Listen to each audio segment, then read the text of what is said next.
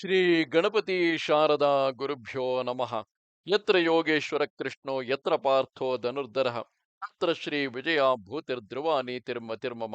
ಶ್ರೋತೃಗಳಿಗೆ ಶ್ರೀ ಅಳಸಿಂಗರಾಚಾರ್ಯ ವಿರಚಿತ ಶ್ರೀ ವ್ಯಾಸ ಮಹರ್ಷಿ ಪ್ರಣೀತ ಶ್ರೀಮನ್ ಮಹಾಭಾರತದ ದ್ರೋಣ ಪರ್ವದಲ್ಲಿ ಸಂಜಯನು ದ್ರೋಣನ ಪರಾಕ್ರಮವನ್ನು, ಅವನು ದೃಷ್ಟದ್ಯುಮ್ನನಿಂದ ಸಂಹೃತನಾದುದನ್ನು ಧೃತರಾಷ್ಟ್ರನಿಗೆ ಸಂಗ್ರಹಿಸಿ ಹೇಳಿದುದು ಎಂಬ 8ನೆಯ ಅಧ್ಯಾಯಕ್ಕೆ ಸ್ವಾಗತ.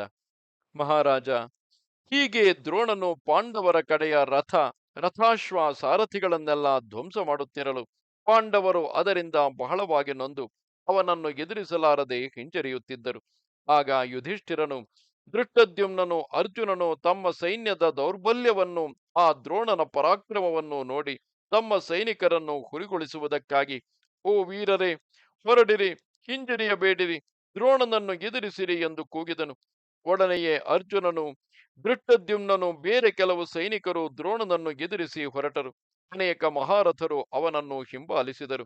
ಕೇಕಯರು, ಭೀಮಸೇನನು, ಅಭಿಮನ್ಯು, ಘಟೋತ್ಕಚನು, ಯುಧಿಷ್ಠಿರನು, ನಕುಲ ಸಹದೇವರು, ವಿರಾಟನು, ದೃಪದನು, ಅವನ ಮಕ್ಕಳು, ದ್ರೌಪದಿಯ ಮಕ್ಕಳಾದ ಉಪಪಾಂಡವರು, ದೃಷ್ಟಕೇತು, ಸಾತ್ಯಕಿ, ಚೇಕಿತಾನನು, ಯುಯುತ್ಸು ಇವರೇ ಮುಂತಾಗಿ ಪಾಂಡವ ಪಕ್ಷದ ಎಲ್ಲಾ ರಾಜರು ಒಂದಾಗಿ ಸೇರಿ ತಮ್ಮ ಕುಲಕ್ಕೂ ವೀರ್ಯಕ್ಕೂ ಅನುಗುಣವಾಗಿ ಅತಿ ಪ್ರಬಲವಾದ ಸಾಹಸ ಕಾರ್ಯಗಳನ್ನು ತೋರಿಸಿದರು.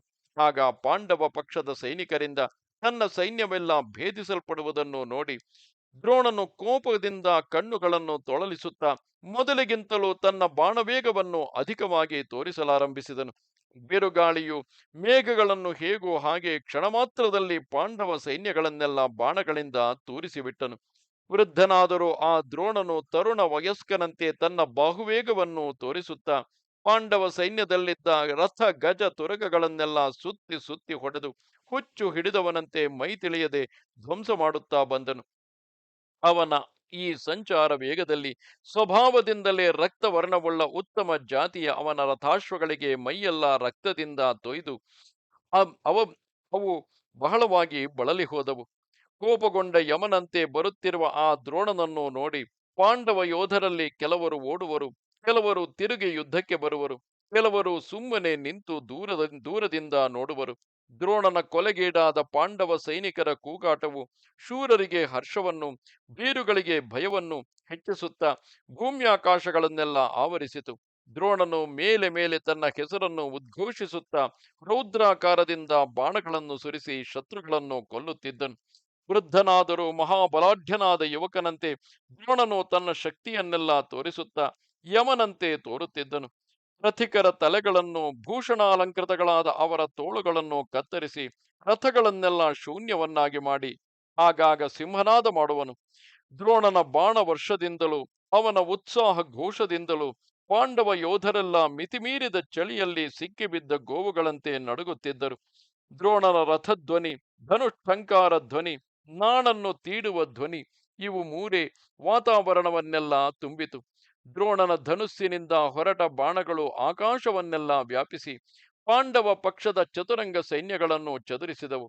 ಅಸ್ತ್ರ ಜ್ವಾಲೆಗಳಿಂದಲೂ ಧನುರ್ವೇಗದಿಂದಲೂ ತಮ್ಮಿಂದ ತಡೆಯಲಸಾಧ್ಯನಾಗಿ ಬರುತ್ತಿರುವ ಆ ದ್ರೋಣನನ್ನು ನೋಡಿ ಸಹಿಸಲಾರದೆ ಪಾಂಡವರು ಪಾಂಚಾಲರು ಒಂದಾಗಿ ಸೇರಿ ಅವನನ್ನು ಎದುರಿಸಿದರು. ಆದರೇನು, ತನಗಿದಿರಾಗಿ ಬಂದ ರಥ ಗಜ ತುರಗ ಪದಾತಿಗಳನ್ನೆಲ್ಲ ದ್ರೋಣನು ಆಯಾ ಕ್ಷಣದಲ್ಲಿಯೇ ಯಮಪುರಿಗೆ ಕಳುಹಿಸಿ ರಣಭೂಮಿಯೆಲ್ಲ ರಕ್ತದ ಕೆಸರಿನಿಂದ ತುಂಬುವಂತೆ ಮಾಡಿದನು. ಎಡಬಿಡದೆ ಸುರಿಯುತ್ತಿರುವ ಆ ದ್ರೋಣನ ಅಸ್ತ್ರ ಶಸ್ತ್ರ ಶರಜಾಲಗಳಿಂದ ದಿಕ್ಕುಗಳೆಲ್ಲ ಮುಚ್ಚಿ ಹೋದವು. ಪಾಂಡವರ ಚತುರಂಗ ಸೈನ್ಯಗಳಲ್ಲಿಯೂ ದ್ರೋಣನ ರಥಧ್ವಜವೊಂದೇ ಮಿಂಚಿನಂತೆ ಹೊಳೆಯುತ್ತಿದ್ದಿತು. ಆಗ ದ್ರೋಣನು ತನಗಿದಿರಾದ 5 ಮಂದಿ ಕೇಕಯರನ್ನು, ಪಾಂಚಾಲರನ್ನು ಅನೇಕ ಬಾಣಗಳಿಂದ ಭೇದಿಸಿ ಚದುರಿಸುತ್ತಾ ಯುಧಿಷ್ಠಿರನ ಸೈನ್ಯವನ್ನು ಎದುರಿಸಿ ಹೋದನು. ಇಷ್ಟರಲ್ಲಿ ಭೀಮನು, ಅರ್ಜುನನು, ಸಾತ್ಯಕಿ, ದೃಷ್ಟದ್ಯುಮ್ನನು, ಶೈಬ್ಯ ಪುತ್ರನು, ಕಾಶಿರಾಜನು, ಶಿಬಿ ಇವರೆಲ್ಲರೂ ಆ ದ್ರೋಣನನ್ನು ಬಾಣ ವರ್ಷಗಳಿಂದ ದಾರಿಯಲ್ಲಿಯೇ ತಡೆಯುತ್ತಿದ್ದರು. ಆದರೇನು, ಅವರ ಬಾಣಗಳೆಲ್ಲ ದ್ರೋಣನ ಬಾಣಗಳಿಂದ ಛಿನ್ನ ಭಿನ್ನವಾಗಿ ನದಿ ಪ್ರವಾಹಗಳಿಂದ ಹೊಡೆದುಕೊಂಡು ಬಂದ ಹೊಡಕೆಗಳು ನಡುವೆ ಅಡ್ಡಲಾದ ದ್ವೀಪದಲ್ಲಿ ವೇಗ ಒಡಗಿ ನಿಂತು ಹೋಗುವ ಹಾಗೆ ಅರ್ಧ ದಾರಿಯಲ್ಲಿಯೇ ರಾಶಿಯಾಗಿ ಬಿದ್ದವು. ಆಗ ದ್ರೋಣನ ಬಿಲ್ಲಿನಿಂದ ಹೊರಟ ಸುವರ್ಣ ಚಿತ್ರಿತವಾದ ಬಾಣಗಳು ಅನೇಕ ಗಜ ತುರಗ ಪದಾತಿಗಳ ಶರೀರಗಳನ್ನು ಭೇದಿಸಿ ಆ ರಕ್ತದಿಂದ ತೊಯ್ದ ಗರಿಗಳೊಡನೆ ಭೂಮಿಯಲ್ಲಿ ನಾಟುತ್ತಿದ್ದವು.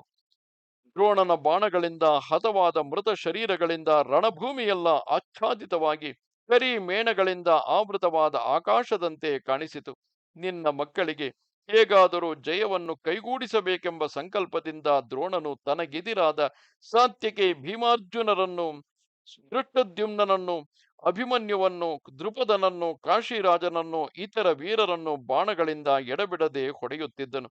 ಆಗ ದ್ರೋಣನು ನಡೆಸಿದ ಅದ್ಭುತ ಸಾಹಸಗಳು ಇನ್ನೂ ಅನಂತವಾಗಿ ಅನಿರ್ವರ್ಣ ಅನಿರ್ವರ್ಣನೀಯವಾಗಿದ್ದವು. ಆದರೆ ಕೊನೆಗೆ ಮಹಾತ್ಮನಾದ ದ್ರೋಣನು ಶತ್ರುಗಳ ಕೊಲೆಗೀಡಾದನು. ಕಾಲಸೂರ್ಯನು ಲೋಕವನ್ನೆಲ್ಲ ತನ್ನ ತೀವ್ರ ಜ್ವಾಲೆಯಿಂದ ತಾಪಗೊಳಿಸಿದ ಮೇಲೆ ಕೊನೆಗೆ ತಾನು ಶಾಂತನಾಗುವಂತೆ ದ್ರೋಣನು ಸತ್ತು ವೀರಸ್ವರ್ಗವನ್ನು ಹೊಂದಿದನು. ತಾನು ಸಾಯುವವರೆಗೆ ಸರ್ವ ಪ್ರಯತ್ನದಿಂದ ಯುದ್ಧ ಮಾಡಿ 100,000 ಸಂಖ್ಯೆಯಿಂದ ಪಾಂಡವ ಯೋಧರನ್ನು ಕೊಂದು ಕೊನೆಗೆ ದೃಷ್ಟದ್ಯುಮ್ನನ ಕೈಯಿಂದ ಕೊಲೆಗೀಡಾದನು.